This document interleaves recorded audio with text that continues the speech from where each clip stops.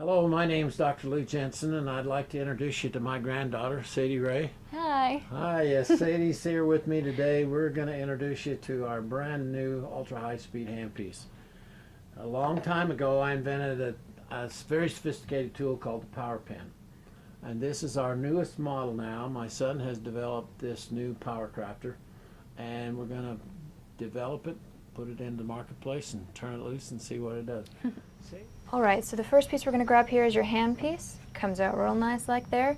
You pull back this back panel, and here's your tubing, which is the second thing you'll need in order to get your setup. Oh, let me show them this nifty little connector. These are my sons that has invented this little adapter that hooks onto the tubing. So let's get up really close so you can see how that fits on. I want to show you this nifty little connection device here. This is threaded, that little brass ring is threaded, and that's where the import for the air goes in to drive the turbine itself. And this just is threaded on, and then there's a little barb fitting on the end where the plastic tubing just slides right up on there. Now it's an awfully tight fit, so you've got to kind of worm it first and just get it up on there really, really tight. But then from then on, if you ever need to take your handpiece off, all you got to do is unscrew this right here, and your handpiece is completely separate from your connection to your compressor. And that's a really nifty advantage.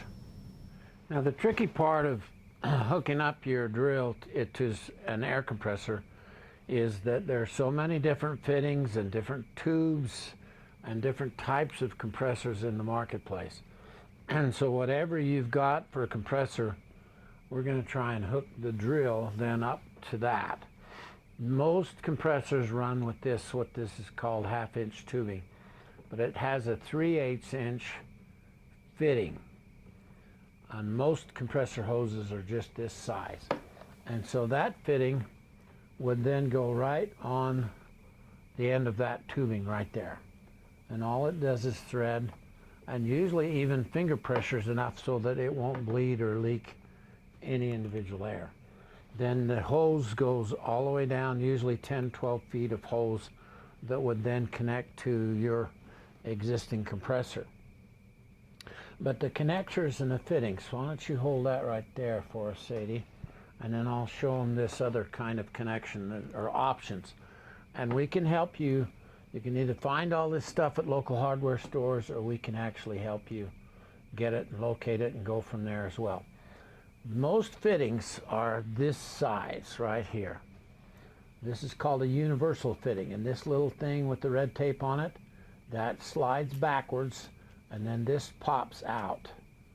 So you slide it out and it fits in and hooks in, and that's airtight, but it's called a quick disconnect. And so this would thread then onto this type tubing right here. It could be right there too, or it can go directly onto a compressor. But so can this piece right here. This can also fit, and I'm going to show you right now.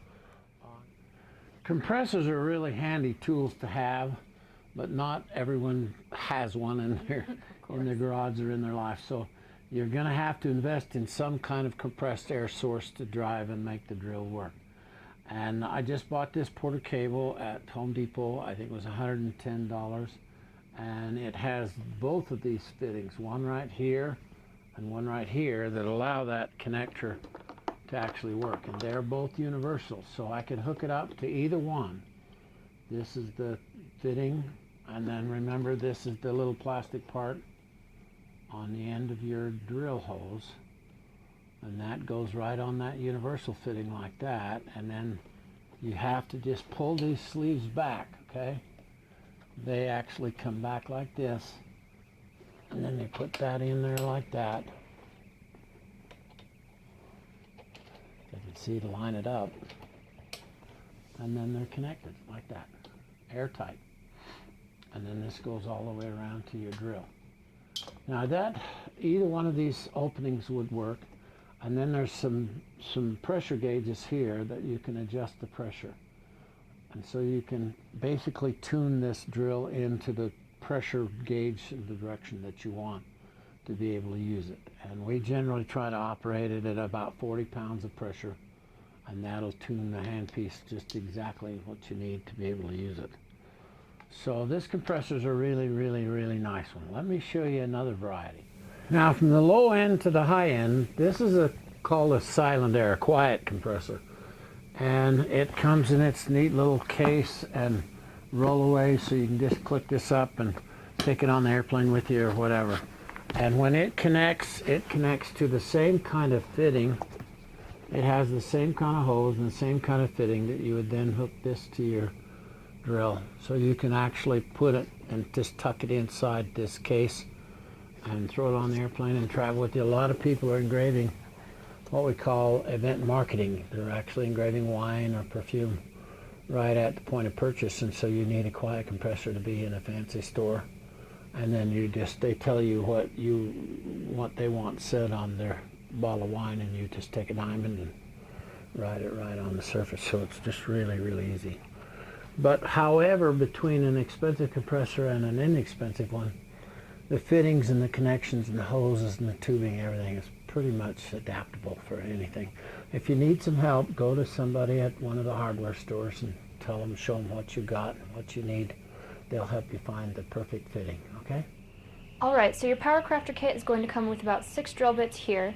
Today we're going to be using the diamond drill bit, and the most important thing is to learn which of these bits goes on which material you're engraving. This one today we're going to be using on a mirror. You insert it like this, push down with pressure, and then it's inserted. The way that you remove your drill bit is to push down on this pump here, and it pops it right out there. Now you don't want to do this when the drill is on, otherwise you might have quite a problem on your hand. It's only to remove the bit when the drill is not moving. Place in here, push down, and it's inserted. Alright, let me show you how this works. So we're going to be engraving on a piece of glass or mirror, and when you're doing so, the drill works at such a high speed that there's no pull or drag, and it's as simple as writing with a normal pen, and I'm going to show you just how easy it is.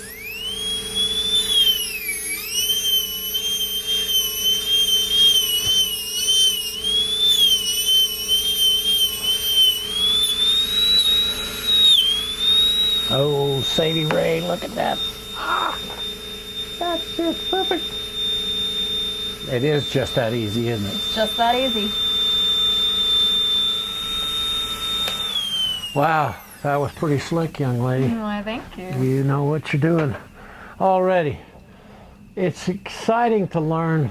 You have to learn which cutters do what, and there's literally hundreds of different cutters. Yes. And all kinds of different surfaces. And all of us, when we first started, trial and error is just about the only thing option. you can say. I remember my first thing was engraving an eggshell. Eggshell. That's where not the easiest. That's where Grandpa started too. So what we're going to do is Sadie's going to produce some videos. That'll be a series with the brand new Powercrafter model to help you learn which cutters do what kinds of things, okay? And then I'm going to try and continue to help you with the idea of marketing things. It's fun to make things and give them away, but it's a heck of a lot more fun to make something and have somebody purchase it. That's very true. So we're here to help. We've been a company now for 40 years, and this is Ryan's new adventure to have the new Powercrafter model and help you in the marketplace get started as well. Thank you, Sadie, babe. Thank you, Grandpa. A lot of fun.